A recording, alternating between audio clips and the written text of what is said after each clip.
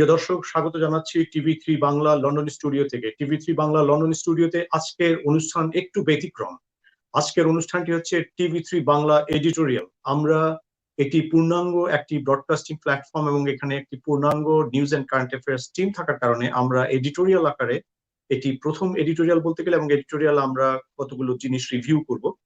Corona ভাইরাসের বিশ্ব পরিস্থিতি এবং বাংলাদেশ পরিস্থিতি, করোনা ভাইরাস নিয়ে বিশ্বব্যাপী অর্থনৈতিক যে অনিশ্চয়তা, সেই ক্ষেত্রে বিশ্বের বিভিন্ন দেশে বাংলাদেশি যে অধ্যুষিত বাংলাদেশি যারা আছেন তাদের অবস্থা কি, ব্যবসা বাণিজ্যের অবস্থা কি, ব্যবসা বাণিজ্যের বর্তমান অবস্থা কি, ভবিষ্যৎ কি অবস্থা, সেগুলো নিয়ে যে সমস্ত পর্যালোচনা এসছে, এবং নিরাপত্তা বিষয়টি, খাদ্য নিরাপত্তা, ভৌগোলিক নিরাপত্তা ইত্যাদি বিষয়গুলো চলে আসবে তার সঙ্গে সঙ্গে। সুতরাং টিভি3 বাংলা এডিটোরিয়াল আজকে আমাদের সঙ্গে দুজন অতিথি যোগ দিচ্ছেন। প্রথমে আমাদের সঙ্গে যোগ দিয়েছেন ইতিমধ্যে জনাব Bashir Ahmed.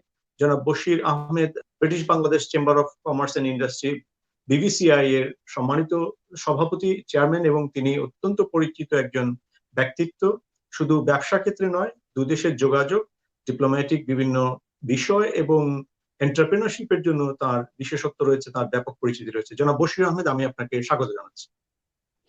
Thank you very much Liton ভাই, আপনার এই সময় উপযোগী একটি অনুষ্ঠানের জন্য, and thank you very much inviting me at your show. Thank you.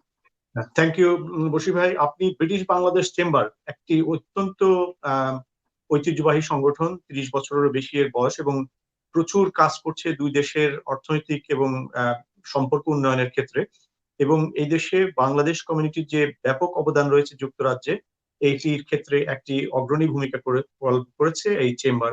সুতরাং এই চেম্বারকে আমরা শুধুমাত্র রেস্টুরেন্ট এবং অন্যান্য যত ব্যবসা রয়েছে ব্রিটিশ বাংলাদেশ কমিউনিটির, প্রত্যেকটি কমিউনিটির ব্যবসাকে আপনারা কাভার করেন। সুতরাং বর্তমান এবং যে ভবিষ্যৎ অনিশ্চয়তার পথে মহামারী আমাদেরকে ধাবিত করেছে, তা নিয়ে নিশ্চয়ই আপনারা চিন্তিত, কিভাবে এগুলো নিয়ে অ্যাড্রেস করছেন আমরা সেখানে যাব। তবে সর্বশেষ আমাদের সঙ্গে আরেকজন অতিথি যোগ দিবেন কিছুক্ষণের মধ্যে। তিনি একজন নিরাপত্তা বিশ্লেষক এবং সাবেক একজন সেনা কর্মকর্তা, জনাব ইমরান আহমেদ চৌধুরী। আমরা কিছুক্ষণের মধ্যে তাকে পাবো। আমরা দক্ষিণ এশিয়ার সহযোগিতা এবং বিভিন্ন বিষয়ে এসছে, সেখানে আর্মি ডিপ্লয়মেন্ট হচ্ছে হেলথ ইস্যুস গুলো অ্যাড্রেস করার জন্য। সেই ক্ষেত্রে কি হচ্ছে, আমরা জনাব ইমরান আহমেদ চৌধুরীকে স্বাগত জানাচ্ছি। তিনি আমাদের মাঝে এসে যোগ দিয়েছেন। জনাব ইমরান আহমেদ চৌধুরী, আপনাকে স্বাগত জানাচ্ছি। Thank you very much for having me in your show. I'm honored, delighted and humbled. Thank you জনাব ইমরান চৌধুরী। আমরা প্রথমেই চলে যাব, প্রিয় দর্শক আপনারা দেখুন, আমি আপনাদেরকে স্ক্রিনে দেখাচ্ছি WHO আজকে সর্বশেষ কি রিমার্কটি দিয়েছে। WHO ডাইরেক্টর জেনারেল যে রিমার্কটি দিয়েছে, আপনারা খেয়াল করুন, 22 এপ্রিল আজকে সর্বশেষ রিমার্কে যেটি এসছে, আপনি দেখুন যে গ্লোবালি 2.5 মিলিয়ন কেসেস অফ কোভিড-19 have now been reported. Okay, এটা হয়তো আপনারা সকলেই জানেন, কিন্তু সবচেয়ে উদ্বেগজনক খবরটি তিনি দিচ্ছেন, most countries are still in the stages of their epidemics. অর্থাৎ মোস্ট অফ দ্য কান্ট্রিজ এখনো এটা কিন্তু আর্লি স্টেজে আছে এপিডেমিক্স এ, অর্থাৎ এটা এখনো টার্সিয়ারি লেভেলে অথবা পিক লেভেলে যায়নি মোস্ট অফ দি কান্ট্রিজ। এবং মোস্ট অফ দ্য কান্ট্রিজ বলতে আপনারা সবাই ক্লিয়ার বুঝতেই পারছেন, যেসব দেশের অবস্থা একান্তই মনে করা হচ্ছে যে আচ্ছা দেখা যাক কি হয়, কোথায় কি হয়। এবং বিশ্বের অনেক দেশ আছে, বিশেষ করে উত্তর কোরিয়া এবং আরো কিছু দেশ, তারা বলছে যে তাদের দেশে এ ব্যাপারে এখনো সংক্রমণই হয় না। এরকম আরো অনেক দেশ আছে যারা এই কথাগুলো বলছেন, এবং আরো অনেক দেশ আছে খুবই টেস্টি হচ্ছে না এবং তারা ডিক্লেয়ার করছে খুবই কম। কিন্তু সিচুয়েশন, অবস্থা বিশ্লেষণে নানা রকমের স্ববিরোধী তথ্য পাওয়া যায়। এরপরে আসেন, তিনি বলছেন, and some that are affected early in the pandemic are now starting to see a resurgence in cases. খুবই উদ্বেগজনক কথা। Make no mistake, we have a long way to go. এটা হচ্ছে সবচেয়ে উদ্বেগজনক কথা। WHO ডাইরেক্টর জেনারেল ক্লিয়ার বলছেন, make no mistake, যদি আমাদের এটা ভুল না হয়ে থাকে, we have a long way to go, this virus will be with us for a long time. প্রিয় দর্শক, আমি আপনাদেরকে কোনো আরো বেশি উদ্বেগ প্রবণ করার জন্য অথবা আরো বেশি পরিমাণে আপনারা চিন্তিত হবেন সেই জন্য এটি বলা হচ্ছে না আজকে। এটি হচ্ছে আমাদের এডিটোরিয়ালের নাম্বার 1 পয়েন্ট। আমরা কি পরিস্থিতি অনুধাবনে সক্ষম হচ্ছি? যখন ব্রিটিশ মিডিয়া এবং আমেরিকান মিডিয়া সরকারকে ধোলাই করে দিচ্ছে যে তোমাকে জানুয়ারি ফেব্রুয়ারি মাসে বলার পরেও পর্যাপ্ত মেডিকেল ইকুইপমেন্ট আনা হয়নি কেন, এখন হান্ড্রেডস অফ থাউজেন্ডস অফ মানুষের লাইফের বিনিময়ে এর মূল্য দিতে হচ্ছে। তারপরে তো ইকোনমিক রিসেশন এবং অর্থনৈতিক আফটারম্যাথ আছেই। এবং ডোনাল্ড ট্রাম্প এবং ব্রিটিশ সরকারকেও এবং ইটালি এবং স্পেন সরকারকে সরাসরি অভিযুক্ত করা হচ্ছে তারা বিষয়টিকে আন্ডারমাইন করার জন্য। আমি ডাব্লিউএইচও এর কথাগুলোকে বলা হচ্ছে এই কারণে থার্ড ওয়ার্ল্ডের এবং ডেভেলপিং নেশনের অনেক নেশনই এই ব্যাপারটিকে এখনো পর্যাপ্ত গুরুত্ব দিয়ে নিচ্ছে কিনা সেটি একটি আজকে আমাদের এডিটোরিয়ালের অন্যতম প্রশ্ন। এবং অনেক দেশে বিভিন্ন ফোর্সকে এক করা হচ্ছে, কিন্তু সবগুলো ফোর্সকে কাজে লাগানো হচ্ছে না। এই ক্ষেত্রে আমাদের কাছে অনেক তথ্য এসছে, বিশ্বের বিভিন্ন দেশে সেনাবাহিনী নিয়োজিত হয়েছে, তারা ফিল্ড হসপিটাল নিয়োগ করছে, তাদের মেডিকেল টিম দিয়ে তারা মেডিকেল অ্যাসেসমেন্ট, মেডিকেল যে স্ট্রেংথ সেটিকে কাজে লাগাচ্ছে চিকিৎসা ব্যবস্থার জন্য। কিন্তু বাংলাদেশে সেরকম মেডিকেল আর্মি ডিপ্লয়মেন্ট দেখা যাচ্ছে শুধু আইন শৃঙ্খলার জন্য, কিন্তু মেডিকেল কোরকে কোথাও দেখা যাচ্ছে না। পার্টিকুলারলি 17 সদস্যের যে ন্যাশনাল টাস্ক ফোর্স হয়েছে সেখানেও মেডিকেল কোরের কোনো মেম্বার নেই। যদিও আমরা জানি যে বেসরকারি পর্যায়ে এবং সরকারের বাংলাদেশে যে ব্যবস্থাগুলো রয়েছে, সিএমএইচ গুলো বিশেষ করে আর্মির মেডিকেল কোরের একটা ব্যাপক সুনাম দীর্ঘ কয়েক দশকে আছে, এবং তাদের এঙ্গেজমেন্ট না থাকাতে, ফিল্ড হসপিটাল নির্মাণে তাদের কোনো এঙ্গেজমেন্ট না থাকাতে এই ব্যাপারগুলো নিয়ে অনেক প্রশ্ন এসছে। যদিও বাংলাদেশের সকল জেলায় কিন্তু আর্মি ডিপ্লয়মেন্ট রয়েছে। ইতিমধ্যে সার্কের কোঅপারেশনের প্রসঙ্গ এসছে।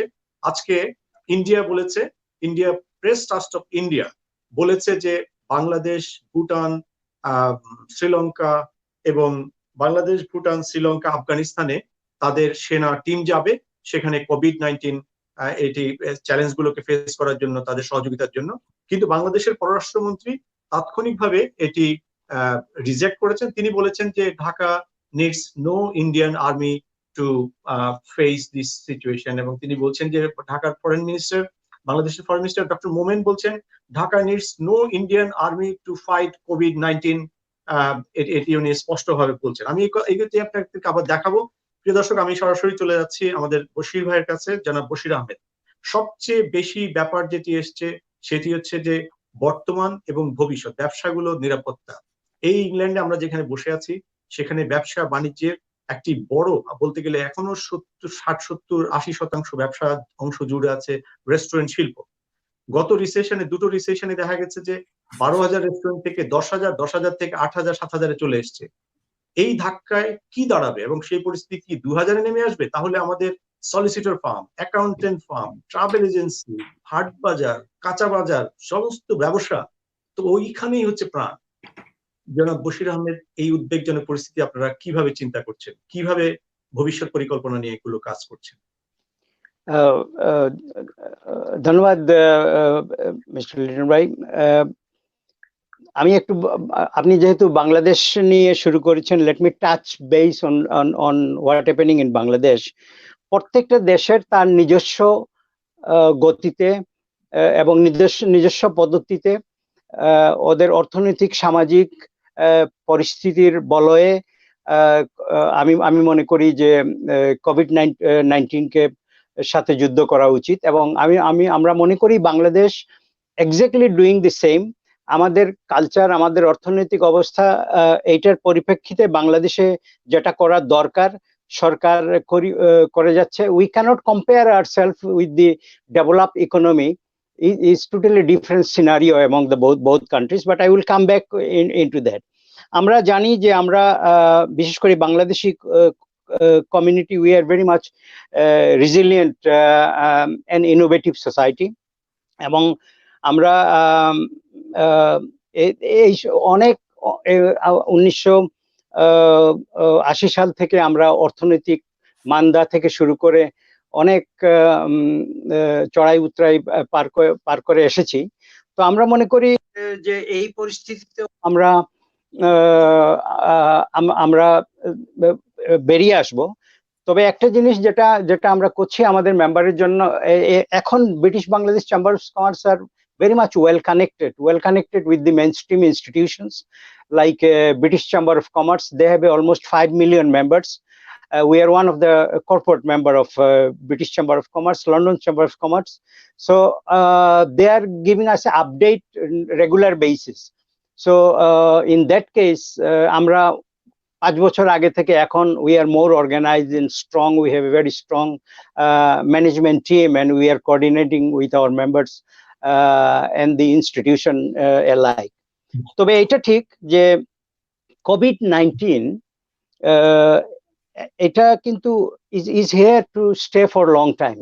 আপনি যেটা দিয়ে শুরু করেছেন, WHO এর অ্যাসেসমেন্ট is absolutely right. আমরা এটা মনে করা উচিত নয় যে আগামী 3 মাসের মধ্যে আমরা COVID-19 থেকে বের হয়ে যাব. We are preparing our members accordingly. যে it's a long term, এবং এটা ভ্যাকসিনেশন না আসা পর্যন্ত আমাদেরকে এই করোনা ভয় নিয়ে থাকতে হবে, এবং এটাই বাস্তব, এটাই আমাদেরকে স্বীকার করে নিতে হবে।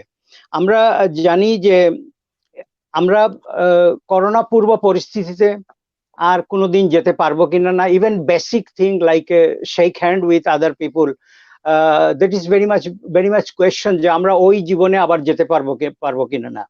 তো আমরা মনে করি we are well prepared now. By day we are understanding, we got tremendous support from the British government.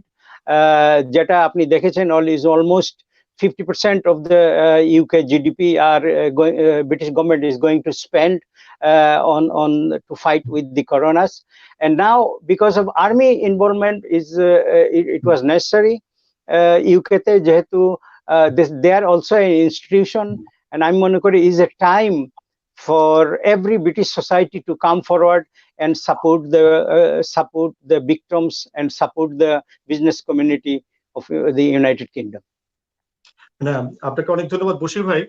আপনি যেটি বলছিলেন যে আপনি উদ্বেগের একটি অংশকে বলেছেন এবং বলেছেন যে বাংলাদেশ তার লোকাল যে সিচুয়েশন তার প্রেক্ষিতে এটিকে অ্যাড্রেস করছে এবং ব্রিটিশ গভর্নমেন্ট তার লোকাল সিচুয়েশনে অ্যাড্রেস করছে, এবং আমি আপনার কাছে বিজনেস গুলোকে রক্ষার জন্য চেম্বার গুলো কি করছে, এবং যে সবচেয়ে বড় কথা হচ্ছে যে রিসেশন সবচেয়ে বড় আঘাত এনেছে রেস্টুরেন্ট শিল্পে 2000 সাল থেকে 2005 থেকে 2010 এর মধ্যে, এবং সেখানে কিন্তু অনেক বড় একটা অংশ কিন্তু অলরেডি ডেমোলিশ হয়ে গেছে। এবারের ধাক্কায় কতটুকু আঘাত করতে পারে সেটির উপর আমি আপনার কাছে যাবো, এবং সেই ক্ষেত্রে আমাদের অন্যান্য ব্যবসা বাণিজ্যের অস্তিত্ব রক্ষার ক্ষেত্রে কি হতে পারে। কারণ এখানে সত্যিকার অর্থে আপনি জানেন যে নানা কারণে অ্যাকাউন্টিং এবং লিগাল অনেক ইস্যুস আসলে প্রপারলি অ্যাড্রেস না করার কারণে অনেক সময় সরকারের সঠিক সহযোগিতাগুলো পাওয়া হয়ে উঠে না, যেহেতু অনেক সময় ব্যবসাকে লাভ দেখানোর পরিবর্তে অন্যভাবে দেখানো হয়, ইত্যাদি নানা রকম পরিস্থিতি আছে। প্রিয় দর্শক, আপনারা আপনাদের মতামত নিয়ে, আপনাদের উদ্বেগ নিয়ে, আপনাদের প্রশ্ন নিয়ে শেয়ার করতে পারেন, TV3 বাংলায় আসতে পারেন, এবং আমরা আপনাদের এই মতামত গুলোকে সবচেয়ে বেশি গুরুত্ব দিয়ে থাকবো, যেহেতু বিজনেস লিডার আমাদের সঙ্গে আছেন। আমি এবার যাব ইমরান আহমেদ চৌধুরীর কাছে। তিনি একজন রিটায়ার্ড সামরিক অফিসার। বাংলাদেশে এবং বিশ্বব্যাপী আমরা দেখছি যে সামরিক যেহেতু যুদ্ধাবস্থা, মহামারী মানে একটা বিশ্বযুদ্ধের অবস্থা, একটা অঘোষিত বিশ্বযুদ্ধ। এখানে সেনাবাহিনীকে ফিল্ড হাসপাতাল তৈরির মতো পরিস্থিতি, তাদের মেডিকেল কোরকে চিকিৎসা সহায়তা এবং চিকিৎসা সরাসরি নিয়োগ করা হচ্ছে। বাংলাদেশেও ঠিক সে একই অবস্থা আছে, কিন্তু ফিল্ড হাসপাতাল এবং এই ধরনের কাজে কিন্তু আমরা বাংলাদেশের আমাদের আর্মিকে দেখতে পাচ্ছি না। যদিও এটি আপনার কাছে একজন রিটায়ার্ড আর্মি অফিসার হিসেবে আমি একটি মূল্যায়ন চাই যে আসলে আপনি কিভাবে ব্যাপারটিকে দেখছেন। থ্যাংক ইউ, ধন্যবাদ আমাকে আপনার অনুষ্ঠানে আসতে বলার জন্য। I am really honoured, humbled and delighted. Actually আপনার প্রশ্নের উত্তরে যেটা বলতে হয় যে বাংলাদেশের এখনো সিচুয়েশনটা ওই লেভেলে যায় নাই। বাংলাদেশের যেটা প্রিডমিনেন্টলি প্রবলেম আমি মনে করছি যে ঢাকা এবং শহর ভিত্তিক এবং আরবান এলাকাগুলোতে সোশ্যাল এক্সক্লুশন, সোশ্যাল ডিস্টেন্সিং হচ্ছে, কিন্তু এই সোশ্যাল ডিস্টেন্সিং বা এই যে সামাজিক দূরত্ব, এই জিনিসটার মিনিংটাই আমাদের জনগণ এখনো ঠিক মতো গ্র্যাপল করতে পারছে না, যার জন্য আর্মিকে এনগেজ করা হয়েছে এইটার একটা অ্যাওয়ারনেস ক্রিয়েট করার জন্য, যাতে করে গ্রামে গঞ্জে থানায় উপজেলায় ডিস্ট্রিক্টে যেই সোসাইটিটা এই জিনিসটা মানতে পারছে না, বিকজ এটার অনেক সামাজিক অর্থনৈতিক অনেক কারণ আছে, তো তাদেরকে অ্যাওয়ারনেসটা ক্রিয়েট করার জন্য এটা করা হচ্ছে। আমার কাছে যেটা মনে হচ্ছে, I am not a doctor but I M A social analyst, political analyst, and I do a lot of researches on communities. তা আমার কাছে মনে হচ্ছে আপাতভাবে আমাদের সংক্রমণের যে প্যারামিটারটা এখনো ওই লেভেলে যায় নাই, তবে যে কোনো সময় ওটা ওই লেভেলে চলে যেতে পারে। বাট এই পরিপ্রেক্ষিতে আপনার কোয়েশ্চেনের অ্যান্সার যেটা আমি বলবো সেটা হচ্ছে যে, look, I have left army a long time ago. It's been more than 35 years. But having said that, I have fairly একটা আন্ডারস্ট্যান্ডিং আছে। বাংলাদেশ আর্মির বর্তমান সিচুয়েশনে আপনার প্রত্যেকটা ডিভিশনে একটা করে ফিল্ড, একটা থেকে দুইটা, almost in some places it could be up to 3 field ambulance regiment আছে। So এই field ambulance regiment গুলোকে বাংলাদেশ আর্মির যে preparedness, bear in mind Bangladesh Army is one of the finest and one of the best professionals army. আপনি যদি চিন্তা করেন যে ওয়ার্ল্ড ম্যাপে বাংলাদেশকে যখন আপনি খুঁজতে যাবেন, আপনার একটা মাইক্রোস্কোপ লাগবে অথবা ম্যাগনিফাইং গ্লাস লাগবে। coming from that such a small country, আজকে আমাদের এই আর্মি আজকে পৃথিবীর ইউনাইটেড নেশনস এর পিসকিপিং ফোর্সের one of the largest contributor. আমরা পৃথিবীর অ্যাবাউট 20-22টা দেশে শান্তিরক্ষী বাহিনী হিসেবে কাজ করছি, because we have that professional qualities. তো সেই ক্ষেত্রে আমি বলবো প্যান্ডেমিকটা যদি ওই লেভেলে মুভ করে, when you need more hospital beds, when you need more nursing, when you need more doctors, Bangladesh Army can assemble hospitals, field hospitals in 48 hours in almost all the divisional headquarters and the surrounding towns. You are looking at Chittagong, you are looking at Kumilla, you are looking at Sylhet, you are looking at Mymensingh, you are looking at what do you call the one in Ghatal, then you have in Savar, then you have in Dhaka cantonment, you have 46th Infantry Brigade, Independent Infantry Brigade, you have got Rangpur, you have got Bogura, you have got Joshore, you have got Borishal. So if you talk about geographically, Bangladesh Army is situated in a very better place for them to really move into and set up field hospitals overnights. Building a dorkar nei, je kono building they can requisition, or even they can start with their tents, and in the ambulances they can do field hospitals straight away. আমার মনে হয় ইমরান ভাই, আমি এখানে যদি আপনাকে একটু pause দেই, আপনি দুটো বিষয় রেজ করেছেন এবং এটা কিন্তু একেবারে ইউনিভার্সাল ট্রুথ, কারণ এটা মানুষ আপনার যে কথাটা এটাকে আমার মনে হয় কেউ দ্বিমত করবে না। একটা হচ্ছে যে ইমার্জেন্সি সিচুয়েশনে 48 ঘন্টার মধ্যে ফিল্ড হাসপাতাল তৈরি, এটি এবং বিশ্বব্যাপী শান্তি মিশনে আর্মির যে ভূমিকা এবং উজ্জ্বল যে ইতিহাস, এটা আমরা সবাই জানি। আপনি রিটায়ার্ড করেছেন, আপনাকে ধন্যবাদ। আর দ্বিতীয়ত হচ্ছে যে আর্মি রেজিমেন্টেড ফোর্স হিসেবে পাবলিককে ডিসম্যান্টল করার ক্ষেত্রে, অথবা আপনি এটিকে হয়তো, আমি যদি আরেকটু এডিটোরিয়াল ল্যাঙ্গুয়েজে বলি, যে আর্মির উপস্থিতি অনেক সময় মানুষের মধ্যে একটা ডিসিপ্লিন তৈরি করে ফেলে। এটি আমি ভীতির কথা বলবো না, বাট এক ধরনের পরিস্থিতি তৈরি করে। ভীতি না, ইভেন টু দি এক্সটেন্ট আমি আপনাকে বলি যে এই ভীতির ব্যাপারে এনগেজমেন্ট কিন্তু পাওয়া যাচ্ছে না। কিন্তু এনগেজমেন্টটা আমরা কেন বলছি, কারণ ব্রাহ্মণবাড়িয়াতে অথবা ঢাকায় বাজারে ঘাটে আমরা যখন যে ছবিগুলো দেখছি, আমাদের কাছে যে ভিডিওগুলো আসছে, সেখানে কিন্তু আর্মির কোনো এনগেজমেন্ট যাওয়া, আমরা কিন্তু জানি ডেপ্লয়েড। আমি এটা নিয়ে কোনো ডিবেট অথবা না, এখানে ইনফরমেশন চাই না। there is a matter, এখানে একটা ব্যাপার আছে। আপনাকে ডেপ্লয়মেন্টের ডেপ্লয়মেন্টের মোডালিটিটা বুঝতে হবে, ঠিক আছে? আর্মিটাকে ডেপ্লয় করা হয়েছে বর্তমানে গণতান্ত্রিক সরকারের অধীনে in aid to the civil পাওয়ার, ঠিক আছে? আর্মির কোনো এক্সট্রা পাওয়ার এখানে নাই। সিভিল পাওয়ার যখন আর্মিকে বলবে can you please do this, army will do that. আপনি যে জানাজার কথা বলতেছেন, ম্যাস কংগ্রেগেশনের কথা বলতেছেন, এইখানে army has no remit, no chance to take an unitary decision to go and stop it. Army hasn't got that order. Army order হচ্ছে যে you go out there in aid to the civil power. Civil power যখন DC বা divisional commissioner বা ইউএনওরা যদি request করে যে আপনি আমার এলাকাতে আছেন, can you kindly come and help me, I have got this problem in my hand, আমি আমার যে ফোর্স আছে এই ফোর্সের মাধ্যমে আমি এটা কন্ট্রোল করতে পারবো না, তখন শুধু আর্মি যাবে। কিন্তু আর্মি আপনি খেয়াল করেছেন যে আমরা বিভিন্ন দেশে, আমরা উন্নত দেশগুলোতে দেখতে পাচ্ছি, কিন্তু আর্মি রাস্তায় দাঁড়িয়ে মানুষকে টেস্ট করার জন্য মানুষের স্যাম্পল গুলো নিচ্ছে, রাস্তায় তারা ডিপ্লয়েড, এবং বাংলাদেশও আর্মি রাস্তায় ডিপ্লয়েড আছে। তাহলে আমরা উপস্থিতিটি দেখতে পাচ্ছি না কেন? কারণ এটা কোনো অভিযোগ নয়, কারণ এখানে প্রত্যেকেরই বাঁচা মরার লড়াই। আমরা বলছি আমাদের মানে প্রত্যেকটি জাতির প্রত্যেকটি মেম্বার, যেখানে প্রত্যেক প্রেসিডেন্ট প্যালেসে 100 জন 50 জন করে, ভারতের প্রেসিডেন্ট প্যালেস, আফগানিস্তানের প্রেসিডেন্ট প্যালেস আপনি দেখেছেন, মানুষগুলো আক্রান্ত। তার মানে প্রেসিডেন্ট থেকে শুরু করে আমাদের এখানে প্রিন্স চার্লস আক্রান্ত হয়েছেন, রানী সরে গিয়েছেন অন্য জায়গায়, প্রধানমন্ত্রী আক্রান্ত হয়েছেন। There is no point, no room for criticism. We are I understand where you're coming from. আমি বুঝতে পারতেছি, বাট আমি যেটা বলতেছি সেটা হচ্ছে যে আমাদের বাংলাদেশের যে আমাদের যে জিওগ্রাফিক্যাল যে প্লেসমেন্ট, আমাদের যে কনফিগারেশন অফ দি পিপল, আমাদের যে ইনহ্যাবিটেশনের প্রবলেম, আমাদের ওয়ার্কফোর্সের প্রবলেম, এই সিচুয়েশনটাকে কন্টেন করাটাই সবচেয়ে বড় কাজ হয়ে দাঁড়িয়েছে এখন, যে মানুষকে make them home bound, make them aware যে হোয়াট ইজ সোশ্যাল ডিস্টেন্সিং। কেউ বুঝতেছে না সোশ্যাল ডিস্টেন্সিংটা কি। এখন যেটা আপনি বলছেন যে এই 15 মানে যে ব্রাহ্মণবাড়িয়ার কথা বলছেন বা অন্য জায়গায় যে আপনার কংগ্রেগেশন গুলো হচ্ছে, এইগুলোর জন্য the civil authority should have intelligence to tell the army. আমি যেটা মনে করি, যেটাকে আমি ইনএড টু সিভিল পাওয়ার যে জিনিসটাকে বলে বুকিং টার্ম, রাইট, সেই টার্ম অনুযায়ী it is the responsibility, the onus lies with the civil administration to seek help from the army to destabilize a situation of that magnitude. সেটা যদি না করে থাকে তাহলে is a different কথা।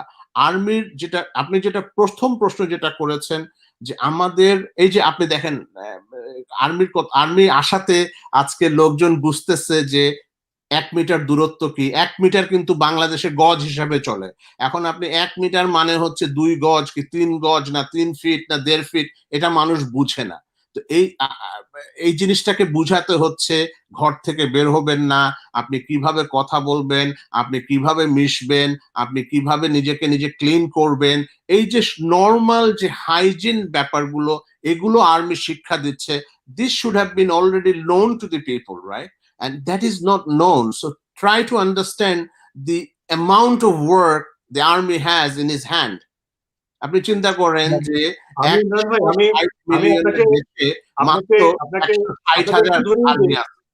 আমাকে আমার একটু প্রশ্ন যদি নেন আপনি, আমাদের এখানে এখন তো মহামারী যখন, এটা হচ্ছে মহাযুদ্ধ, বিশ্বযুদ্ধ।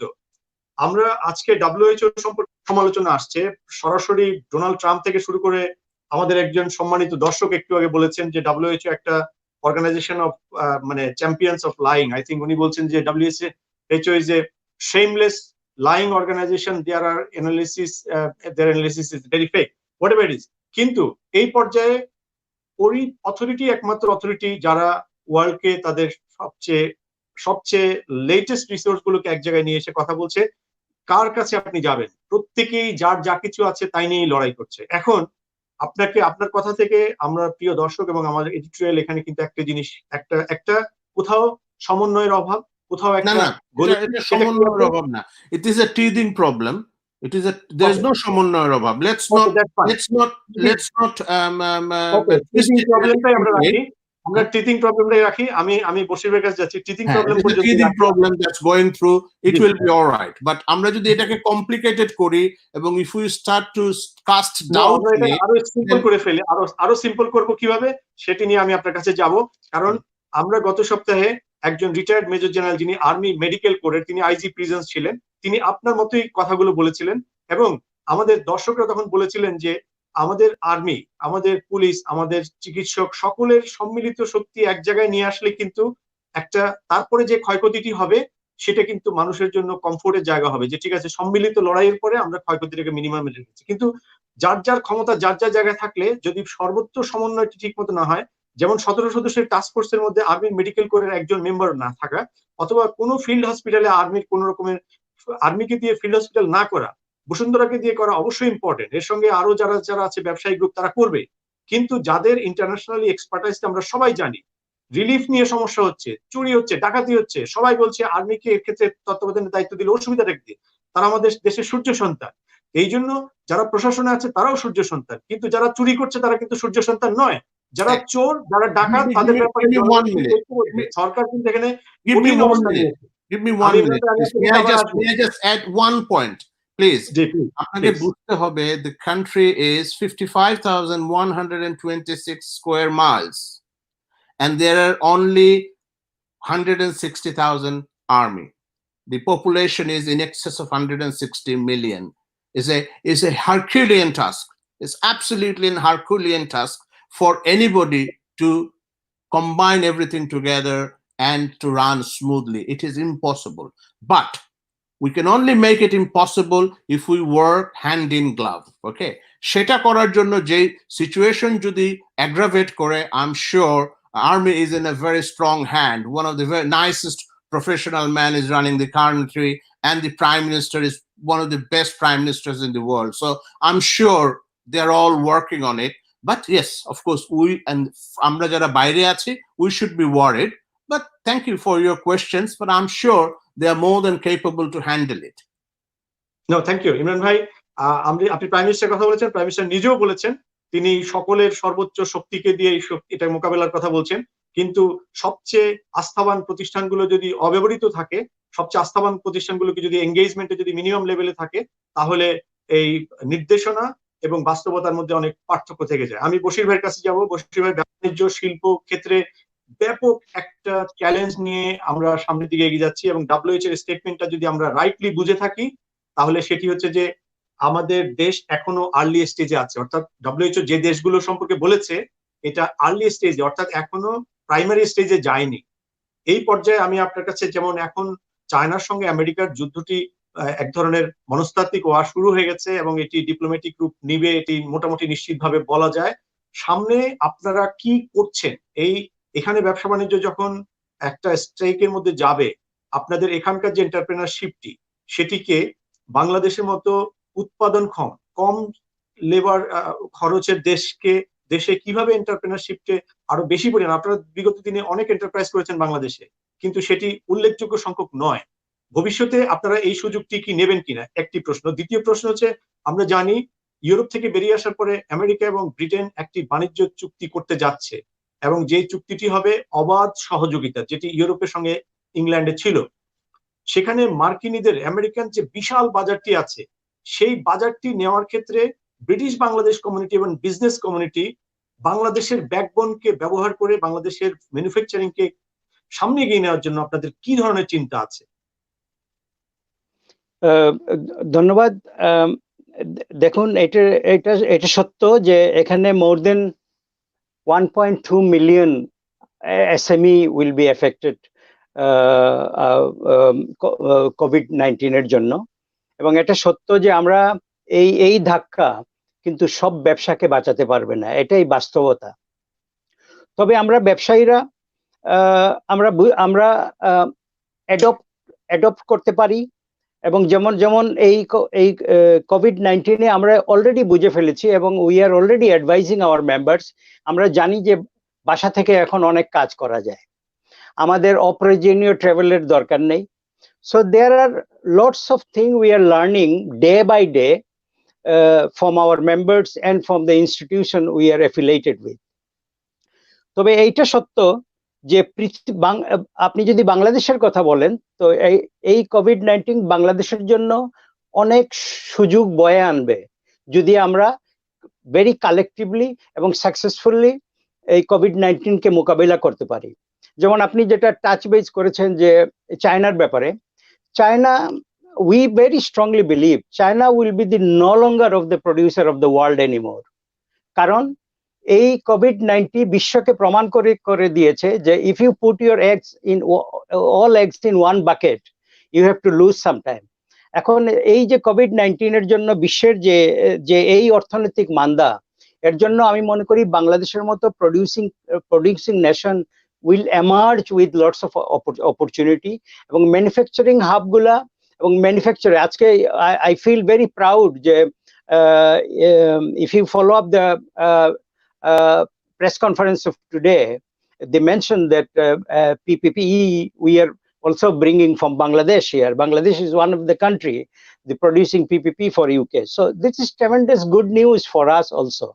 Partly আমরা মনে করি যে অনেক কিছু এই কোভিড থেকে কিন্তু আমরা শিখতে পেরেছি। অনেক সময় অনেক অসুবিধা বা বিপদে কিন্তু অনেক অপরচুনিটিও চলে আসে, এবং এই অপরচুনিটির সুযোগ বাংলাদেশও নেবে। এবং আমরা ব্যবসায়ী সংস্থাগুলো এবং আমাদের এই দেশের ব্যবসাগুলা, আমাদের ইয়ং জেনারেশন যারা ভেরি ইনোভেটিভ ওয়েতে করছে, যেমন লুক এট টুডেস কনফারেন্স, আমরা গত গত গত 8 সপ্তাহ থেকে কিন্তু we are doing in Zoom conference and telephone conference, and আমরা আগে থেকে আরো বেশি অ্যাক্টিভলি আমাদের মেম্বার্স, সদস্য এবং ইনস্টিটিউশনের সাথে যোগাযোগ করছি। তো আমরা মনে করি we can overcome this, and it will be lots of opportunity will arise for us and our business community to face to grab in.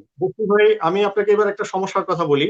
আমরা ইতিমধ্যে আমাদের এডিটোরিয়াল টিমের কাছে একটি খবর বেশ বড় করে এসছে, ভালো করে অনেক ভাবে আসছে, সেটা হচ্ছে যে এদেশের রেস্টুরেন্ট গুলো কিন্তু আমাদের কর্মসংস্থানের, আমাদের লোকদের লার্জ কর্মসংস্থানের একটা জায়গা, এবং সেখান থেকে এই কোভিড এর পরবর্তী সময়ে ব্যবসা তো ওপেন করতে হবে, কিন্তু আমাদের অনেক জায়গা থেকে, আমি রেসপেক্টিভ, আমি কোনো পার্টিকুলার গ্রুপের অথবা ব্যক্তি অথবা প্রতিষ্ঠানের নাম বলবো না, কিন্তু অসংখ্য রেস্টুরেন্ট থেকে কর্মচারীদেরকে বের করে দেওয়া হচ্ছে, কারণ তাদেরকে তাদের ফুড অথবা তাদের স্যালারি ইত্যাদি নিয়ে তারা অনেকেই বলছেন যে তাদের যেহেতু নানান কারণে, টেকনিক্যাল কারণে তারা ফার্লোতে যেতে পারবে না অথবা নানা রকমের সমস্যা আছে, সুতরাং তারা এটা করতে, কিন্তু তাদেরকে তো আবার ফেরত নিতে, ব্যবসা শুরু করতে হবে। এই যে অমানবিক যে সিচুয়েশন গুলো, এই ধরনের সিচুয়েশন গুলো আপনাদের কাছে কিভাবে এসছে অথবা আদৌ এসছে কিনা, এবং এই ধরনের নির্মমতার ঘটনাগুলোকে আপনারা বিজনেস লিডার হিসেবে কিভাবে দেখেন? এটা অত্যন্ত দুর্ভাগ্যজনক, এবং এটা সত্য, আপনি ঠিকই বলেছেন যে আমাদের restaurant sector will be more harmful, কারণ জব রিটেনশন স্কিমে আমরা খুব বেশি সুবিধা পাবো বলে আমরা মনে করি না। বাট এইটারও একটা উপায় আছে আমাদের। আমরা যে এখন যে স্ট্রাকচার্ড রেস্টুরেন্ট ওপেন করলেও কিন্তু আপনি আগামী 1 বছর পর্যন্ত you cannot contain your, if you have 80 seated restaurant, you cannot feed 80 people. Is maximum you can feed 60 people, 30 people.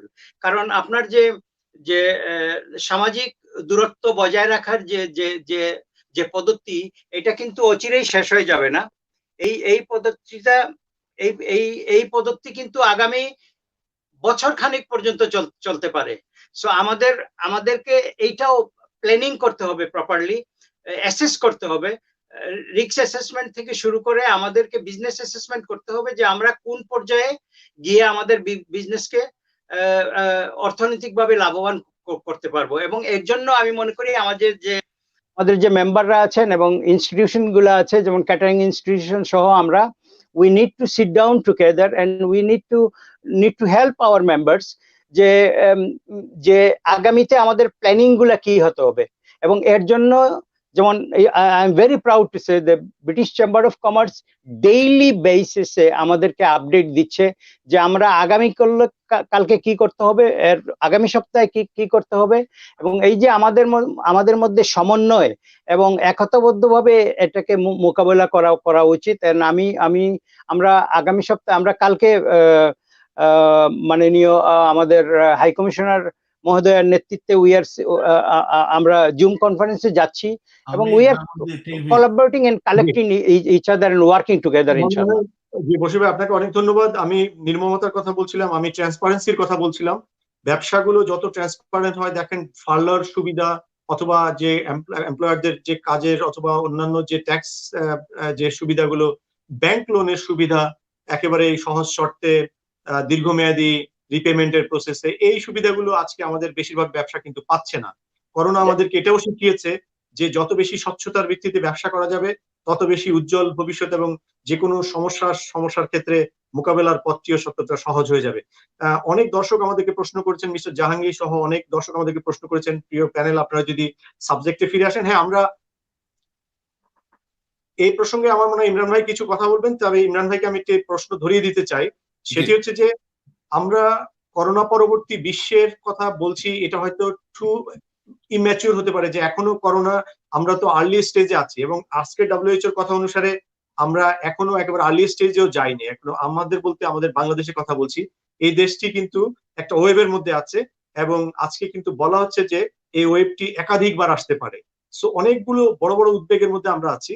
কিন্তু আজকে আমরা বাংলাদেশের একটি পয়েন্ট রেজ করতে চাই। আজকে পিটিআই, আপনারা জানেন যে প্রেস ট্রাস্ট অফ ইন্ডিয়া, আমাদের দক্ষিণ এশিয়া সহযোগিতা সংস্থা সার্কের সবচেয়ে গুরুত্বপূর্ণ অন্যতম প্রধান গুরুত্বপূর্ণ দেশ হচ্ছে ভারত, বাংলাদেশি প্রতিবেশী। তারা বাংলাদেশে সেনা টিম পাঠাবেন বলে একটা খবর বেরিয়েছে পিটিআই সূত্র ধরে, কারণ পিটিআই ভারতের যে সরকারি একটা সংস্থা, তো বার্তা সংস্থা, এবং সেই আপনারা এই খবরটি আমি আপনাদেরকে দেখাতে চাই। এটি দিয়ে আমরা আমাদের একেবারে কনক্লুডিং রিমার্কের দিকে যাব। এটি আমাদের যে আঞ্চলিক সহযোগিতার ক্ষেত্রে অত্যন্ত গুরুত্বপূর্ণ খবর, এবং এখানে খবরটি এসছে, আপনারা দেখুন, পিটিআই সোর্সে Economic Times, Indian Economics Times খবরটা দিয়েছে। Corona virus army readying teams for Bangladesh, Bhutan, Sri Lanka and Afghanistan. আপনাদের মনে করিয়ে দিতে চাই 15ই মার্চ যে নরেন্দ্র মোদী যে প্রেস কনফারেন্সটি করেছিল, টেলিকনফারেন্সটি, পাকিস্তান ছাড়া সার্কের সবগুলো দেশের সঙ্গে, সেখানে কিন্তু এই সহযোগিতার কথা বলা হয়েছিল। তারই সূত্র ধরেই হয়তো তারা এই রিপোর্টটি করেছেন, এবং যেহেতু পিটিআই সরকারি বার্তা সংস্থা, 14 সদস্যের টিম এই দেশগুলোতে যাবে, 14 অথবা 15 সদস্যের টিম, এইভাবে খবরটি এসছে।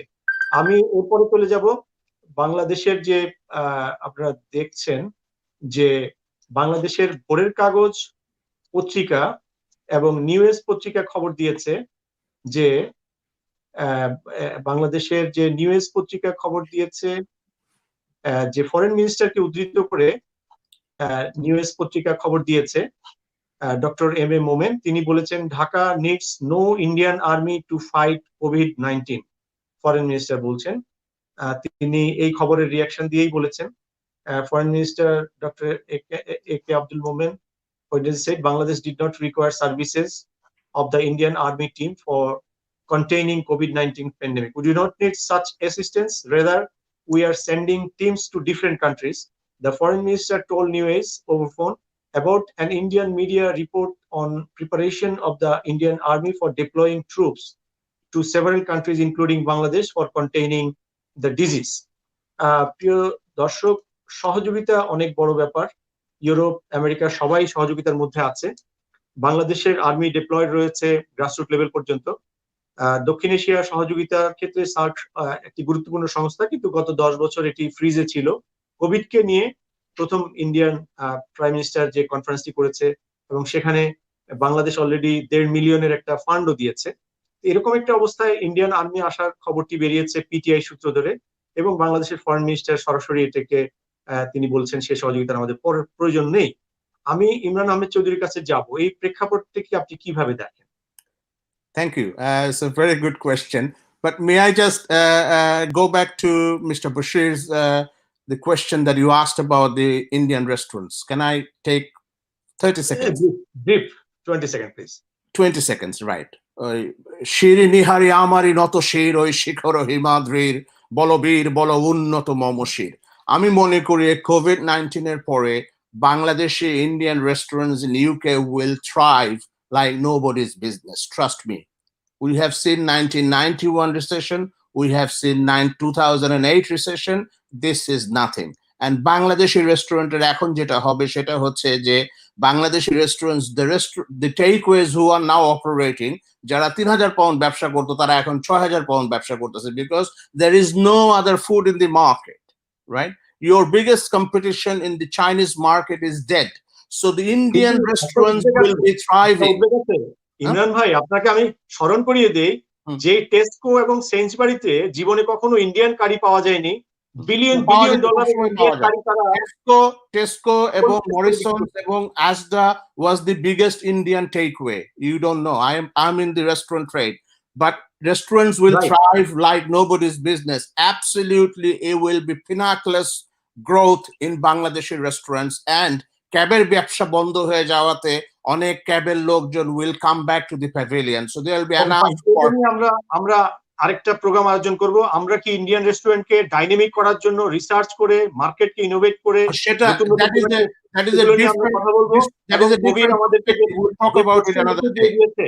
এটি নিয়ে আমরা অবশ্যই সামনে যাব। এবার আপনি বাংলাদেশের আর্মিতে বাংলাদেশে ইন্ডিয়ান আর্মি আসবে এবং সার্কের মাধ্যমে যে অ্যানাউন্সমেন্টটা হয়েছে এটা আমি আজকে দেখেছি, এবং এটার আগে আমি আপনাকে বলি about 15 to 20 days ago সার্কের বিভিন্ন কান্ট্রি মেম্বার কান্ট্রিজ এর জন্য ইন্ডিয়া একটা $10 million একটা ফান্ড প্লেজ করেছে already. I don't know whether you know about it or not. Now, এখন দেখেন আমার কাছে যেটা মনে হচ্ছে যে আপনার পররাষ্ট্রমন্ত্রী যেটা বলেছেন, he is the boss. I have no dispute to deviate from what he has said.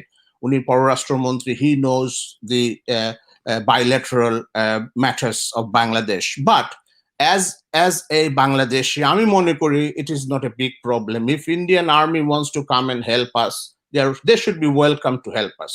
We shouldn't be scaremongering Indian Army আসলে দেশটা নিয়ে যাবে. No. There was Indian Army in 1972 that left. They came in 1991. I was with them in Urir Jhorer Shamoy. So they came, they helped us, they gave us helicopters, they helped evacuate the people from the Urir Chor to the nearest higher lands. So this is not a problem. This mutual support needs to grow. And if you are looking at what Bashir Bhai just told, a very good friend of mine, a very old friend of mine, what he has said, I agree with you that the China is not going to remain the factory of the world, and the trust with China and the Communist Party and a government which is not actually answerable to its own people, we shouldn't be dealing with a rogue state like China. This is my personal conviction, right? The guys who have not helped us in 1971, who were sending arms and ammunitions to Yahya Khan and his army, and we are in bed with them, doesn't really sound good. But what I'm saying is, এই ক্ষেত্রে যদি পৃথিবীতে এখন দেখা যাচ্ছে গতকালকে $6 billion একটা investment করেছে Facebook with Jio, Reliance mobile phone. Now, if this kind of investment keeps on going to India, then India-Bangladesh relation will be in hand-in-glove situation to provide the backup support. If all over the world the outsourcing goes to India, then we will be benefited for economically. So I think any help from India, we should stop this scaremongering, and we should stop this.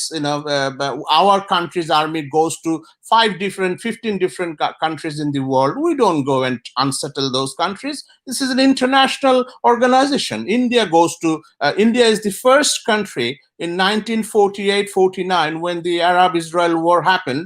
India was the first country who were sent as international UN observers in Palestine. So we should be stop scaremongering. If India wants to come and help us, we should welcome them. But I don't think the Bangladesh Army প্রেক্ষাপটে we don't need anybody's help at the moment. But more if a friend wants to extend their help, we should আমি সূত্র ধরি, আপনি যে square mongering এর কথা বলছিলেন, আপনি ইন্ডিয়ান আর্মির যে সিদ্ধান্ত, ইন্ডিয়ান গভর্নমেন্টের যে সিদ্ধান্ত বাংলাদেশের সেনাবাহিনী তাদের সেনাবাহিনী টিম প্রেরণের জন্য আপনি স্বাগত জানাচ্ছেন, কিন্তু I'm nobody to say স্বাগত। আমি আমার কথা বলছি যে মিউচুয়াল ফ্রেন্ডশিপে, আপনার পার্সোনাল ভিউ, মিউচুয়াল ফ্রেন্ডশিপে this should not, they have helped us. They have helped us in 1971. They have helped us in 1991 when we had Uri problem. 1986, sorry, 85. এটা আমরা সবাই জানি আমাদের সঙ্গে যে সহযোগিতা এবং আমাদের দুর্যোগে তারা ছিল, যুদ্ধের সবসময় ছিল। এখন প্রশ্নটি হচ্ছে যে আপনি যে স্কেয়ার মঙ্গারিং এর কথাটি বলছেন, তাহলে আমাদের যে মাননীয় পররাষ্ট্রমন্ত্রী ডক্টর এম এ মোমেন, তিনি যে এটিকে নিচ্ছেন না, তিনি বলছেন যে আমাদের প্রয়োজন নেই, এটা কি আপনি স্কেয়ার মঙ্গারিং বলছেন কিনা? এটা না, about public perception. আমি তো বলেই দিয়েছি, I started my conversation with the quotation of the foreign minister. উনি যেটা বলেছেন, he is the boss. Okay, that stands. But this is my personal view, যদি আমাদেরকে কেউ হেল্প করতে আসতে চায়, why not? এবং বাংলাদেশ এবং ইন্ডিয়ান আর্মিতে within the last 4-5 years lot of joint exercise হয়েছে। এক আর্মিকে খুব ইমরান ভাই, মিস্টার নওরোজ আজাদ বলছেন যে Bangladesh army is enough to deal with this. I said Bangladesh army is enough to deal with it, but if anybody wants to come and help, we should welcome. না, এখন কথাটা হচ্ছে যে দেখেন, আপনি আমাদের যে দর্শকদের যে ওয়ালটি, সেই ওয়ালে তারা এই কথাটি রিপিটেডলি বলছেন। আমিও তো একই কথা বলছি। আমাদের যে সম্মানিত foreign minister doctor M A মোমেন তিনিও বলছেন, তাহলে স্কেয়ার মঙ্গারিং এর ব্যাপারটি আসছে কেন? No, I mean, we should not. I mean, what I'm trying to say is, I'm trying to be very, very clear about it. যে একটা দেশের বিপদে যদি আরেকটা দেশ হেল্প করতে আসে, right? We should accept it. We are working with Indian Army in foreign, in the international field. Let me finish. বাংলাদেশের যে সেনাবাহিনী সেখান থেকে অথবা প্রতিরক্ষা মন্ত্রণালয় থেকে অথবা কোনো জায়গা থেকে কিন্তু কোনো আহ্বান যায়নি, বরং বাংলাদেশ নিজেরাই অন্য দেশের সেনাবাহিনী প্রদানের ক্ষেত্রে ডিপ্লোম্যাটিক রীতিনীতি অনুসারে। I don't understand what is the problem. না, প্রবলেম নাই, কিন্তু প্রবলেমটা হচ্ছে যে স্কেয়ার মঙ্গারিং এর কথাটি আসছে সেই কারণেই প্রবলেম। কারণ পররাষ্ট্রমন্ত্রী যেটি বলেছে, because I can see the wall. Because what I'm saying is, look, if there is a gesture of friendship, we should not be thinking in any other line. If Bangladesh needs any help, and if India is ready to help us, if India is ready to help the other neighboring countries, why not? That's it. ঠিক আছে, আমার মনে হয় ইমরান ভাই, আমি সরাসরি এখন এই বিষয়টিতে আমার মনে হয় আমাদের দর্শকদের আরো অসংখ্য ওপিনিয়ন আসছে, আমরা সবগুলো ওপিনিয়ন নিতে পারছি না। তবে একটা জিনিস ঠিক, স্কেয়ার মঙ্গারিং এর কথাটি সেটি বাস্তবতার ক্ষেত্রে কিন্তু অনেকগুলো ইন্ডিকেশন আছে। আপনি জানেন যে আমাদের যে সহযোগিতার ক্ষেত্রে আমরা তো প্রতিবেশী পরিবর্তন করতে পারবেন না, এটি হচ্ছে সবচেয়ে বড় কথা। পৃথিবীর সবই আপনি পরিবর্তন করতে পারবেন, কিন্তু এই প্রশ্নটি একান্তই কেন আসবে? কারণ প্রতিবেশী তো প্রতিবেশী। না, আপনারা কেন, why are you so skeptical about it? I don't understand. আমি তো আপনাকে বলছি, আমাদের পররাষ্ট্রমন্ত্রী মহোদয় যেহেতু পররাষ্ট্রমন্ত্রী যদি বলে দিয়ে থাকে, that's I started my conversation that এই জন্য স্কেয়ার মঙ্গারিং এর প্রশ্নটা আসবে না। let me finish. দ্বিপাক্ষিক আলোচনা এবং দ্বিপাক্ষিক রিলেশনে পররাষ্ট্রমন্ত্রী হচ্ছে মুখপাত্র। উনি যদি বলে থাকেন বাংলাদেশের দরকার নাই, simple. Okay, but if you ask me, আমরা এখান থেকে যাচ্ছি আমাদের বাজার। If you ask me personally, আমি বলবো আসলে অসুবিধা নাই। This is my view. আমি বাজারের কাছে যাচ্ছি, আমরা শুধু গরু বাজার মেইনটেইন করতে গিয়ে প্রতি বছর শত শত মানুষ সীমান্তে মারা যায়। আমি ব্যবসায়ী নেতা হিসেবে বিবিসিআই প্রেসিডেন্ট বশির ভাইয়ের কাছে বলবো যে ব্যবসার ক্ষেত্রে যে কোঅপারেশন, সেই ক্ষেত্রে আমরা দেখি ইউরোপের যে কোঅপারেশন এবং কিংবা অন্যান্য দেশের সঙ্গে যে ওপেন মার্কেট ইকোনমির যে কোঅপারেশন, সেই জায়গাটিতে কিন্তু গরু আমদানি করতে গিয়ে মানুষ যখন মারা যায় তখন কিন্তু সীমান্তে আমাদের যে সমস্যাগুলো হয় সিকিউরিটি আসপেক্টে, আজকে পররাষ্ট্রমন্ত্রী যে এটা পিটিআই সংবাদ প্রকাশের সঙ্গে সঙ্গে তিনি রিয়াক্ট করেছেন নেগেটিভলি, যেটা আমাদের প্রয়োজন নেই। এই কথাগুলো আসছে এই কারণে যে করোনার বিষয়ে, করোনার মধ্যে যাতে আর কোনো ধরনের কোনো নেতিবাচক কোনো পরিস্থিতি তৈরি না হয়, সেজন্যই হয়তো অনেকেই এই তাৎক্ষণিকভাবে প্রতিক্রিয়াগুলো দিচ্ছেন যে আমাদের আর্মি এনাফ বাংলাদেশের এই ধরনের সিচুয়েশনের জন্য। কারণ অনেক প্রতিকূলতার মধ্যেও বাংলাদেশ আর্মি বড় বড় যে ঘূর্ণিঝড়, বন্যা, খরা, প্রতিটা বড় বড় দুর্যোগে বাংলাদেশে অনেক বড় ভূমিকা পালন করেছে এবং সবচেয়ে বেশি নির্ভরযোগ্য ভূমিকা পালন করেছে। আমি বশির ভাই আপনার কাছে যাব, ব্যবসা বাণিজ্যের ক্ষেত্রে এই যে রিজিওনাল সহযোগিতা, যেহেতু অনেক বড় দেশ ভারত, সেখানে আপনি এখান থেকে যখন ব্যবসা বাণিজ্যের ব্যাপারে আপনারা ঢাকার সঙ্গে অনেক ক্লোজলি কাজ করেন, এই ব্যাপারগুলো আপনি কোন দৃষ্টিতে দেখেন? এই সহযোগিতাগুলো আসলে কোনটি রাইট ওয়ে? আপনি যদি অর্থনীতিবিদদেরকে বিশ্লেষণ করেন, তাইলে এটা খুবই ইম্পর্টেন্ট যে আপনার নেইবার যদি সাকসেসফুল হয় তাহলে ওটার ছায়া এবং ওটার প্রতিবিম্ব আপনার দেশে, পার্শ্ববর্তী দেশে পড়ে, এবং এইটা economically is recognise within the world.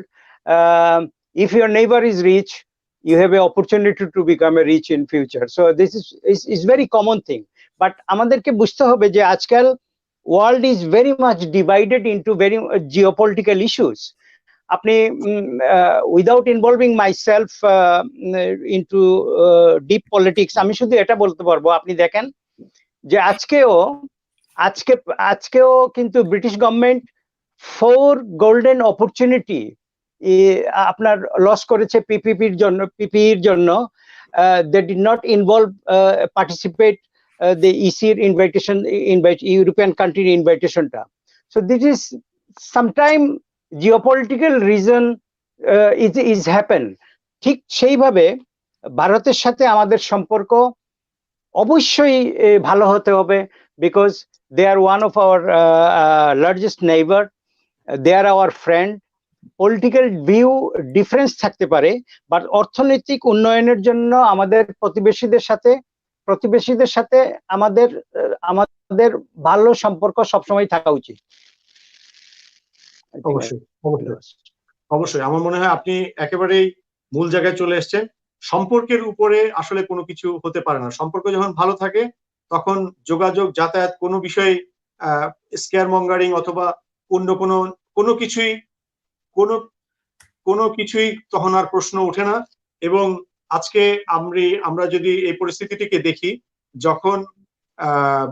যখন ভারতের সেনাবাহিনী বাংলাদেশের টিম পাঠাবে বলছে, এর 1 ঘন্টার মধ্যে এটি একটি ব্রেকিং নিউজ আকারে ঢাকার মিডিয়া জগতে এবং বাংলা মিডিয়া জগতে একটা ব্যাপকভাবে, আজকে যদি সহযোগিতা এবং বন্ধুত্বের যে পর্যায়টির কথা ইমরান ভাই বলছেন সেই পর্যায়ে থাকতো, তাহলে কিন্তু এটি এক ধরনের রিয়াকশন তৈরি করত। আর যে রিয়াকশনটি তৈরি করেছে সেখান থেকেই বোঝা যায় যে আমাদের সম্পর্কের মাত্রা অথবা উদ্বেগের মাত্রাটি কেন এমন হয়, যেখানে বাংলাদেশের পররাষ্ট্রমন্ত্রী ডক্টর মোমেনকে সঙ্গে সঙ্গে বলতে হচ্ছে যে এই পরিস্থিতিতে আমাদের ইন্ডিয়ান আর্মির সহযোগিতার প্রয়োজন নেই। তো এই কথাটি নিয়ে আমরা কোনো বিতর্কের প্রশ্ন নয়, আমরা কথাটি হচ্ছে যে এডিটোরিয়ালের পলিসির পার্ট হিসেবে আমরা এনেছি। কারণ প্রত্যেকটি দেশ আজকে লড়াই করছে তার নিজস্ব সম্পদ নিয়ে, তার নিজস্ব দক্ষতা নিয়ে। ইমরান আহমেদ চৌধুরী, আপনি একজন সাবেক সেনা কর্মকর্তা, আপনি ডিসিপ্লিন ফোর্স থেকে এসেছেন, আপনি বিদেশে দীর্ঘদিন ছিলেন এবং এই দেশে থাকার কারণে আপনি রেজিমেন্টেড ফোর্সের গুরুত্ব প্রতিটি দেশের কাছে সমভাবে গুরুত্ব। আমি আপনার কাছে সর্বশেষ একেবারে কনক্লুডিং রিমার্কে চলে যাব, আমরা প্রায় শেষ পর্যায়ে চলে এসেছি অনুষ্ঠানে। বাংলাদেশে মহামারী যে পর্যায়টিতে এসছে, আপনি আজকের চিত্রটি যদি দেখেন, আমি কিছুক্ষণ পরে আপনি কথা বলার সময় আমি আপনাকে দেখাবো, দেখা যাচ্ছে যে প্রতিদিন 2100 2200 লোককে পরীক্ষা করা হচ্ছে, তার মধ্যে 350, 400, 500 লোক কিন্তু সেখানে কিন্তু দেখা যাচ্ছে যে আক্রান্ত। আপনি 16 এপ্রিল থেকে দেখুন 2100 341 জন আক্রান্ত, 17 এপ্রিল 266 জন আক্রান্ত, মাত্র 2000 জনকে পরীক্ষা করা হয়েছে। 21 এপ্রিল গতকালকে 2974 জনকে পরীক্ষা করা হয়েছে, 434 জন, অর্থাৎ 20 থেকে 25% মানুষ এখন টেস্টের আওতায় এসে কিন্তু 100 জনে 20 থেকে 25 জন কিন্তু ইনফেক্টেড পাওয়া যাচ্ছে। পরিস্থিতি কতটা গুরুতর, এবং WHO এর ভাষণ অনুসারে আমরা আর্লি স্টেজে সেই দেশগুলোর মধ্যে একটি। ইমরান ভাই, বাংলাদেশ সবচেয়ে রেজিমেন্টেড ফোর্স গুলোর মধ্যে সবচেয়ে বেশি regimented definitely Bangladesh army. Bangladesh আর্মির একজন গর্বিত সাবেক সেনা কর্মকর্তা হিসেবে এই মহামারী মোকাবেলায় বাংলাদেশ আর্মির বর্তমান ভূমিকাকে আপনি অনেকভাবে প্রেজ করেছেন, কিন্তু আপনি কিভাবে মনে করেন যে সিভিল অ্যাডমিনিস্ট্রেশন এবং অন্যান্য ক্ষেত্রে যে ভেঙে পড়া স্বাস্থ্য ব্যবস্থা, কথাটি আমি বলছি এই কারণে, গত 20-30 দিনের আপনি মিডিয়ার খবর দেখলে দেখবেন যে রাস্তাঘাটে হসপিটাল থেকে হসপিটালে রোগীদের নিয়ে যাচ্ছে, সেই রোগী আপনার আমার মা, ভাই, বোন অথবা সন্তান রাস্তায় মারা যাচ্ছে, কোনো রোগীকে কোনো হসপিটাল দেখছে না। সরকারি হসপিটালগুলোর বাইরে বেসরকারি হসপিটালগুলো এখনো জানে না তাদের ওখানে রোগী কিভাবে চিকিৎসা হবে। আমরা কারো কোনো নেতা নেত্রী, প্রধানমন্ত্রী, রাষ্ট্রপতি, কারোর যোগ্যতা, কারোর নির্দেশনা কোনো কিছু নিয়ে প্রশ্ন তুলছি না, আমরা তুলছি আমাদের 17 কোটি মানুষের বেঁচে থাকা।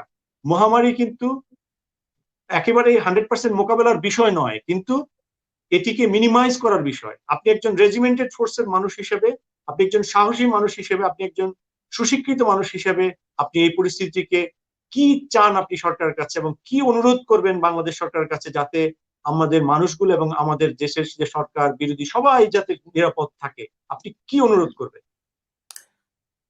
অনুরোধের কিছুই নাই, এটা জিনিসটা হচ্ছে যে এই রোগের থেকে বাঁচার 95% কন্ট্রিবিউশন হচ্ছে আপনার পাবলিকের কাছে।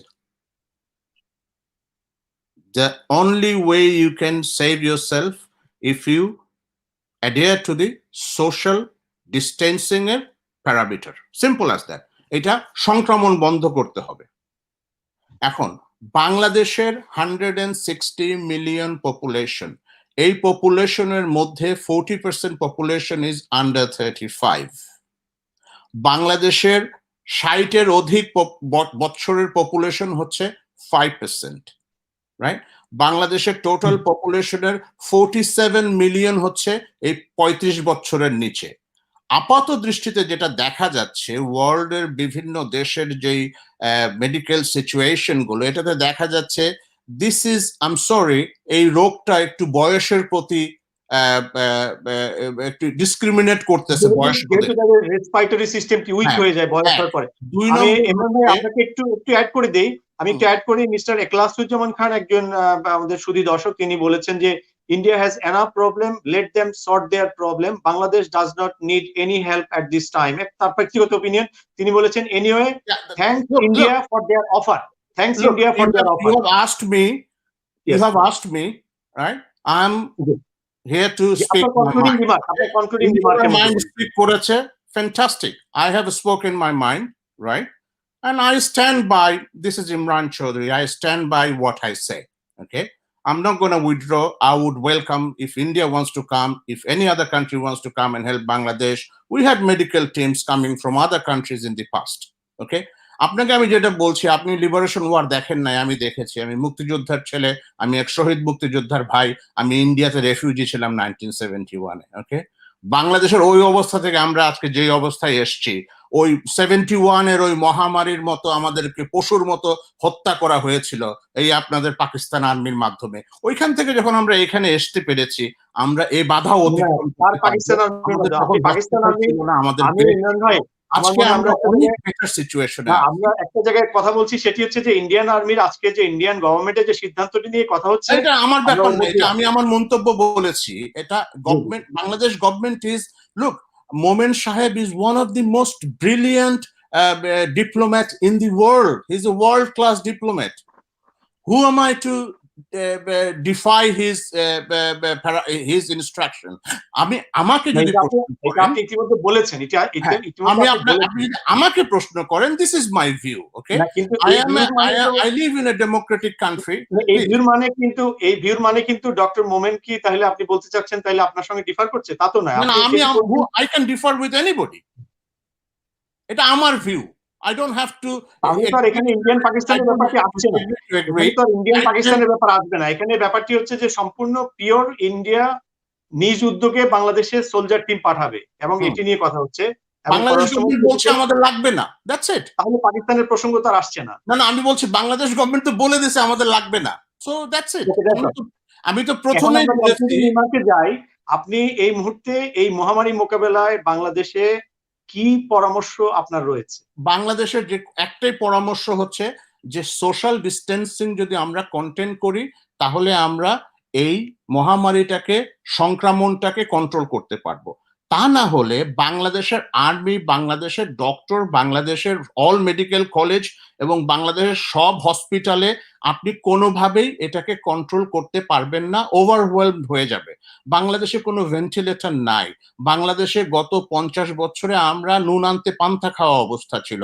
আমাদের কোনো লাক্সারি ছিল না যে আমরা we could invest in those kind of things to have a modern medical system. আমাদের economically we were never fulfilled. অতএব এটা সম্পূর্ণ রেসপন্সিবিলিটিটা আমি মনে করি আমাদের জনগণের ভিতরে এই সজাগ হতে হবে, যাতে করে আমরা সোশ্যাল ডিস্টেন্সিংটা করতে পারি। এবং এই পরিপ্রেক্ষিতে যদি যারা বয়স্করা আছে 5%কে যদি আমরা সেভ করতে পারি, আর যাদের আন্ডারলাইন হেলথ প্রবলেম আছে, ডায়াবেটিক থেকে শুরু করে ব্লাড প্রেশার, রেসপিরেটরি প্রবলেম যাতে আসছে, যাদের লাং প্রবলেম আছে, হার্টের প্রবলেম আছে, তাদেরকে যদি আমরা কন্ট্রোল করতে পারি, আর বাকি কমিউনিটি যদি আমরা সিস্টেমেটিক্যালি যদি সোশ্যাল এক্সক্লুশন করতে পারি, তাহলেই আমরা সার্ভাইভ করতে পারবো। আর যদি এই প্যান্ডেমিকটা আপনার ওভার রিয়াক্ট করে যদি ম্যাস ইনফেকশনে চলে যায়, I don't think there is any means you can control it. Thank you. আপনি তো জানেন অলরেডি কমিউনিটি ট্রান্সমিশন অলরেডি স্বাস্থ্য অধিদপ্তর নিজেরাই বলেছে কমিউনিটি ট্রান্সমিশন অলরেডি হয়ে গেছে। কমিউনিটি ট্রান্সমিশন হয়ে গেছে, এটা আজকের কথা নয়, এটা আরো এক সপ্তাহ আগে that is the only thing we can control. আপনার যে কথাটি আমরা বুঝতে পেরেছি, আপনি বলেছেন যে সম্মিলিতভাবে এই পরিস্থিতি মোকাবেলা ছাড়া কোনো বিকল্প নেই। আমরা স্বাস্থ্য ব্যবস্থাটিকে আপ টু দ্য মার্ক করতে পারিনি। আপনাকে অনেক অনেক ধন্যবাদ। আমরা আপনাকে আরো একটি অন্য অনুষ্ঠানে আরো বিস্তারিত আমরা আলোচনার জন্য আমন্ত্রণ জানাবো। আপনাকে অনেক ধন্যবাদ আপনার কন্ট্রিবিউশনের জন্য। বশির ভাই, ব্যবসা বাণিজ্য এবং ইকোনমি টিকে থাকলে একটা জাতি তার সমৃদ্ধিকে ধরে রাখতে পারে। আপনারা সেই ব্যবসার ক্ষেত্রে গুরুত্বপূর্ণ ভূমিকা পালন করছেন। আপনার কনক্লুডিং রিমার্কটি কি? এখানে ব্যবসা বাণিজ্যগুলোকে টিকিয়ে রাখার ক্ষেত্রে আপনারা কি ভূমিকা রাখবেন? ভবিষ্যতে বাংলাদেশ এবং এখানে এন্টারপ্রেনারশিপ ডেভেলপমেন্টের ক্ষেত্রে কি ভূমিকা রাখবেন? এবং আমাদের দর্শকরা যে প্রশ্নগুলো করেছেন আপনাদেরকে দায়িত্বশীল হওয়ার ক্ষেত্রে ধন্যবাদও দিয়েছেন, আবার কোনো কোনো ক্ষেত্রে রেস্টুরেন্ট এবং অন্যান্য ক্ষেত্রে কিছু কিছু ব্যবসায়ীর ভূমিকায় তারা তীব্র সমালোচনা করেছেন। আপনি এই মহামারীর সময়ে কি কমফোর্ট দিবেন সকলকে? কনক্লুডিং রিমার্ক 1 মিনিটে বশির ভাই প্লিজ। এই মহামারী, যেটা আমি আগেই বলেছি, এই মহামারীতে আমরা অনেক কিছু শিখতে পেরেছি। আমাদের is an eye opening for every businessman, and আমরা যদি দেখি, we always learn through the hard way. তো আমি মনে করি অবশ্যই আমরা এটা থেকে এমার্জিং করব, এবং আমাদের যে ইয়ং জেনারেশন যারা they are taking the lead. Now, let me correct you one thing. We are the second largest SME in this country. We are no longer only based on restaurants. Yes, restaurant is the core business, but আমাদের young generationরা কিন্তু অন্যান্য software থেকে শুরু করে, retail থেকে শুরু করে অন্যান্য সব ব্যবসাতে জড়িয়ে আছে। So inshallah we will emerge as a winner, and আমরা and we, as you know already, আমরা জানি যে আমরা very much hard working nation, but বাংলাদেশের ব্যাপারে শুধু I can add in one thing, যেটা ইমরান ভাই বলেছে, যে যেহেতু as you recall, the WHO বলেছে যে আমাদের 3টা জিনিস দরকার to fight COVID-19. It's a 3টা T, যেটা টেস্ট, ট্রেস এন্ড ট্রিট। আমাদের এই 3টাই নাই, কিন্তু শুধু একটা জিনিস বাংলাদেশ যদি করে, আমার 8 সপ্তাহের ব্যক্তিগত অভিজ্ঞতা থেকে বলছি, এবং যে আমরা যদি সোশ্যাল ডিস্টেন্সটা বাংলাদেশে মেনটেন করতে পারি, এবং সরকার যদি এইটাতে সবচেয়ে বেশি জোর দেয় যে সোশ্যাল ডিস্টেন্সটা মেনটেন করি, এবং এইটাই আমাদের একমাত্র বাঁচার উপায় বাংলাদেশে, এবং আমি শিওর যে আমরা ইনশাল্লাহ এটা থেকে বেরিয়ে আসতে পারবো।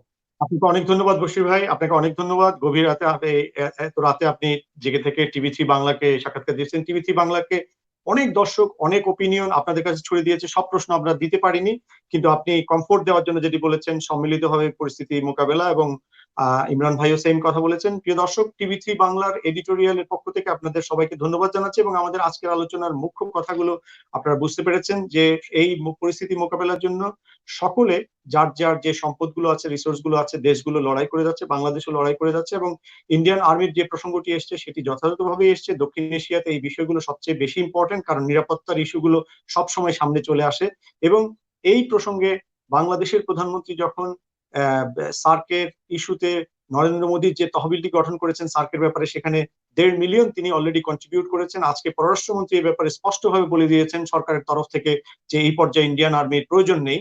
এই বিষয়ে আমরা কথা বলছিলাম, এই বিষয়ে দর্শকরাও বিভিন্ন মতামত দিচ্ছিলেন। তাদের অনেক মতামত এসছে যে ইন্ডিয়া হ্যাজ এনাফ প্রবলেম, তারা তাদের প্রবলেম সলভ করুক। তারপরে তারা যেটা অফার করেছে তাদের জন্য বাংলাদেশের পক্ষ থেকে অবশ্যই ধন্যবাদ জানানো উচিত। প্রিয় দর্শক, বিশ্বব্যাপী সবাই সহযোগিতার মাধ্যমে সবাই সবকিছু নিয়ে লড়াই করছে, মহামারীকে যত নিম্নতম ক্ষতিতে রাখা যায় সেই লড়াইয়ে মানবতার জয় হোক, এবং আফটার করোনা দুনিয়া আরো বেশি মানবিক হোক, আরো বেশি যৌক্তিক হোক, এবং মানবাধিকারের জন্য প্রতিটি দেশ এবং প্রতিটি সমাজ যাতে মহিমান্বিত হয়, মানুষের অধিকার এবং মর্যাদার প্রশ্নটি যাতে সবচেয়ে বেশি মর্যাদা পায়। অস্ত্র ব্যবসার স্থলে, পেশি শক্তির স্থলে, কুশাসনের স্থলে যাতে সুশাসন, এবং স্বৈর শাসনের স্থলে যাতে মানবিক সমাজ, মানবিক শাসন ফিরে আসে, সেই প্রত্যাশা রেখে টিভি3 বাংলার যে এডিটোরিয়াল অনুষ্ঠানটি এখানে শেষ হচ্ছে। আপনারা যে যেখানে থাকুন না কেন ভালো থাকুন, সুস্থ থাকুন, খোদা হাফেজ।